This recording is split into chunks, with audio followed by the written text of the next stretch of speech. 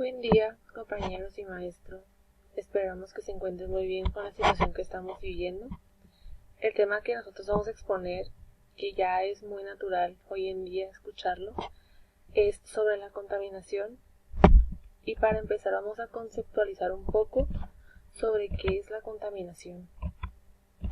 La contaminación es la presencia o acumulación de sustancias en el medio ambiente que afectan negativamente el entorno y las condiciones de vida, así como la salud o la higiene de los seres vivos.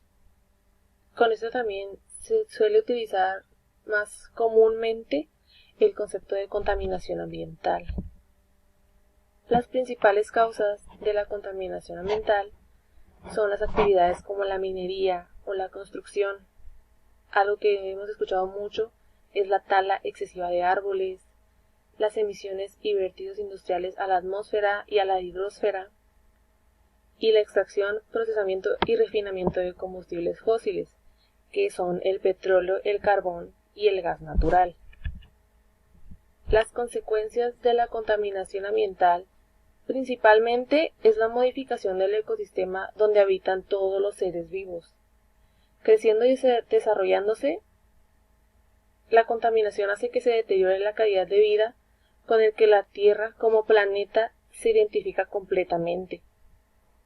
Otras consecuencias son la degradación del suelo, el deterioro de la vegetación y desaparición de la fauna, además de que contribuye a la contaminación del agua y del aire, como ya lo hemos visto comúnmente. México en el distanciamiento social. Cabe recalcar que cuando nosotros empezamos esta investigación, creímos que al hablar de contaminación, estando en cuarentena, estando resguardados en nuestras casas, esto se vería de manera notoria reduciendo la contaminación. Pero no fue tan alto como nosotros esperábamos. Un ejemplo de esto es la Ciudad de México. La capital luce descongestionada de automóviles de todo tipo, y gran parte de las actividades cotidianas se detuvieron, eso es cierto. Eso se supone que traerá un descanso y nuevos aires, pero no fue así. Desde el lunes 23 de marzo, fecha en la que se inició de manera oficial las medidas de confinamiento, el sistema de monitoreo atmosférico de la Ciudad de México ha reportado valores de más de 100 puntos de ozono, lo que significa muy mala calidad de vida. La cuarentena está provocando una reducción drástica de las emisiones contaminantes en las ciudades, es cierto, pero no es suficiente. A esto nos hacemos esta pregunta. ¿La cuarentena redujo la contaminación?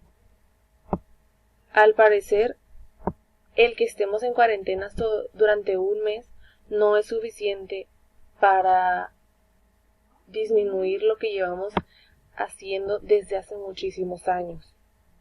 Sí, es cierto, la reducción del uso de los 5.8 millones que circulan solamente en la Ciudad de México fue muy buena, pero resulta insuficiente para disminuir los altos niveles de contaminación que tenemos. ¿Por qué? Porque el reducir el uso del automóvil un par de semanas o meses no es suficiente para disminuir los altos niveles de otros contaminantes en el aire que hemos acumulado por todos estos años y que son los responsables del cambio climático. En esta tabla se pueden ver las estadísticas de principales fuentes de contaminación. Por ejemplo, en la columna 1 están fuentes fijas. El color naranja es SO2, que es dióxido de azufre. En fuentes de área, lo que más se hace notorio es el color verde, que es COV, que son compuestos orgánicos volátiles, que son sustancias químicas. En fuentes móviles es CO, que es monóxido de carbono, y esto es un gas muy tóxico. Y en fuentes móviles que no circulan por carretera es el color café con NOx, que es un término genérico que hace referencia a un grupo de gases que son muy reactivos. En esta gráfica de pastel se pueden ver las estadísticas de la emisión de contaminantes atmosféricos por actividades humanas en México. La más notoria, con el 33%, es el uso de los vehículos. Otro ejemplo es el 17% con el uso de solventes, el 12% con plantas de generación de electricidad y con el 8% fuentes de amoníaco. Es Víctor Gaspar. Bueno, quisimos implementar este tema del COVID y de la reducción de contaminantes porque se supo de organizaciones importantes como la NASA que el nivel de producción de gases invernadero en China, por ejemplo, se redujo hasta un 25%. Se sabe que en México en realidad lo único que disminuyó fue el flujo de automóviles, lo cual no trajo un cambio relevante a la producción de gases. El nivel de gases se mantuvo estable durante toda la cuarentena y hasta ahorita. Ok, energías limpias. Bueno, para definir un poquito lo que es una energía limpia, primero quise definir lo que era una energía sucia. Y más que nada, una energía sucia es la que tiene emisiones y contaminantes. Y es una energía que no es renovable y tiene una afección directa al medio ambiente. Ejemplos serían pues el gas y el carbón y el petróleo. Ok, una energía limpia es entonces una renovable, ¿no? La energía limpia dícese que es inagotable y que no tiene emisiones contaminantes. En medio de esto puse la energía nuclear porque pues es algo muy controversial. Se dice que la energía nuclear es peligrosa, que tiene muchos contaminantes, que los restos radiactivos pues no hay donde enterrarlos o donde deshacerse de ellos, pero en realidad la energía nuclear es algo muy innovador, se podría decir, porque tiene una huella de carbono muy baja a comparación a otros. Esto es en torno a los 5 a 15 gramos de CO2 por kilowatt hora. La energía nuclear pues lo único que tiene de peligroso es que si se sale de control o no se sabe controlar, pues pueden ocurrir accidentes como los que hemos visto en Chernóbil y en Japón, ¿no? Pero esos fueron por factores externos al propio núcleo nuclear, al propio núcleo de energía. Esa es una gráfica que muestra la demanda de energías en el año 2015 en el mundo. Pues el petróleo, claro, se lleva la mayor parte con 33%, el carbón 29%, el gas natural con un 24%, y las energías renovables como son energía eólica, energía solar y energía hidráulica se llevan un 10%, y la nuclear apenas tiene un 4% de demanda. En México solamente tenemos una planta nuclear que está en Veracruz, me parece. Ok, los países que más contaminan. Claro, China, albergando casi la mitad de la población, pues tiene un 28,1% de contaminación total del mundo. Estados Unidos, que es la mayor potencia mundial, pues tiene un 15,2%.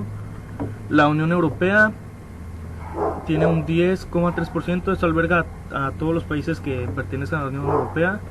India tiene un 7,3%, Rusia 4,6%, Japón 3,4%, Alemania 2,1%, Corea del Sur igual que Alemania 2,1%, Irán 1,9%, Arabia Saudita 1,7% y Canadá 1,6%. Estos son los países que generan más contaminantes o que aportan más contaminantes al mundo.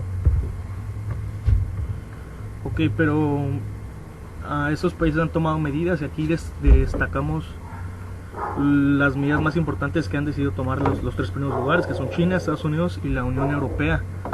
En cuanto a China, se sabe que China Coal es responsable del 14,3% de emisiones totales del mundo, y se comprometieron a lo siguiente: a reducir las emisiones de dióxido de carbono por unidad de PIB aumentar un 20% el uso de combustibles no fósiles en su mix energético, y esto con respecto a años pasados, y aumentar los bosques en 4.500 millones de metros cúbicos en comparación con 2005.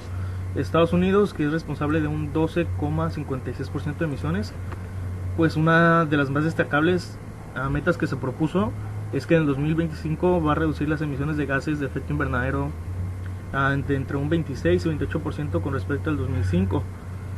En 2050 planean alcanzar una reducción de emisiones de al menos un 80% respecto al 2005. Sería un gran cambio. Como podemos ver, estos son pues metas que se han fijado a corto y mediano plazo. La Unión Europea pues quiere lograr una reducción del 40% de las emisiones de gases de invernadero para el año 2030. Y claro, esto con respecto a 1990. Quiere alcanzar también una rebaja de entre el 80 y el 95% de las emisiones para el año 2050 respecto igual a 1990. Y antes del 2020 que se establecerá una política para incluir el uso de la tierra, el cambio de uso de la tierra y la silvicultura como parte de las acciones de mitigación de GEI del 2030. Esto ya se logró, creo, hace 2 años. Y pues pasamos a las estadísticas de muerte. Como dijimos anteriormente, la contaminación del aire genera pues enfermedades y problemas respiratorios, problemas de salud generales, ¿no? Las estadísticas de muerte. La contaminación ambiental se ha convertido en un arma, dice aquí. Pues en 2017 se logró registrar un total de casi 59,000 muertes, de las cuales 64.6% se debieron a enfermedades cardiovasculares y diabéticas renales. Entonces, como dijimos anteriormente, ningún país que produzca una importante tasa de gases de invernadero se salva de esto. Y también dice que las muertes gracias a la contaminación pues generan un importante gasto en el país, lo cual en el año 2018 ascendió casi a 10,000 millones de pesos. Eso es las muertes prematuras según los países. Como vimos, pues aquí se incluyen los países como la Unión Europea, China y Estados Unidos, que son los 3 más contaminantes, y otros, y al final tenemos el de México, que pues México al parecer está muy por debajo de todos los demás países, siendo la Unión Europea la que mayor caso de muertes registra por contaminación, alrededor de unos 1.600. A esto le sigue Rusia, unas 800 muertes por año. Luego en China, que igual está a la par casi de la Unión Europea, India con unas casi 1.000 muertes al año, Japón con 700 muertes.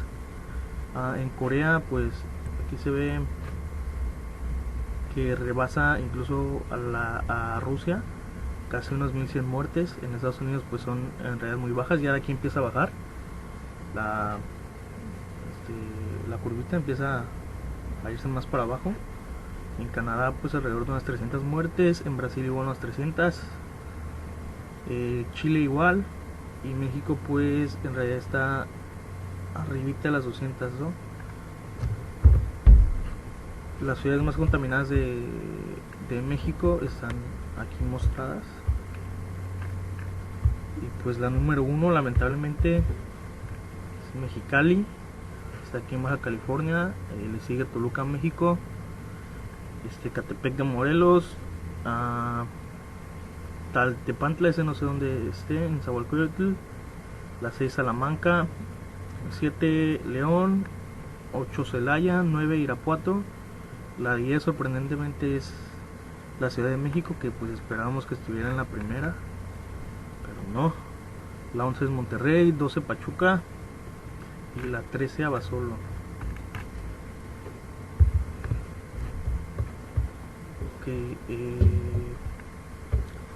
Aquí las enfermedades que causa la contaminación. una de cada 8 muertes en el mundo son consecuencia de la exposición a la contaminación atmosférica. Hay lugares en China donde la gente al respirar el aire equivale a más o menos si se fumaran una cajetilla diaria. O sea que están igual de expuestos que un fumador promedio. El 40% de las enfermedades pues son cardiopatía isquémica, el otro 40% son accidentes cardiovasculares, el 11% son por neumonías obstructivas crónicas y el 6% cáncer de pulmón. Ya por último el 3% pues por infecciones de las vías respiratorias a causa de irritaciones y a causas de irritaciones pues causadas por la contaminación o la polución en el aire. Por último, nos gustaría agregar algunas recomendaciones sobre cómo nosotros podemos ayudar o contribuir a que la contaminación disminuya. Entre las más comunes están no tirar basura en lugares inapropiados, no quemar la basura, separar la basura, utilizar productos que puedas reutilizar, apagar luces cuando no las estés utilizando y cuidar el agua, que creo yo es una de las más importantes. Estas son las fuentes a las que consultamos agregando una página de National Geographic. Esto es todo por nuestra parte. Muchas gracias.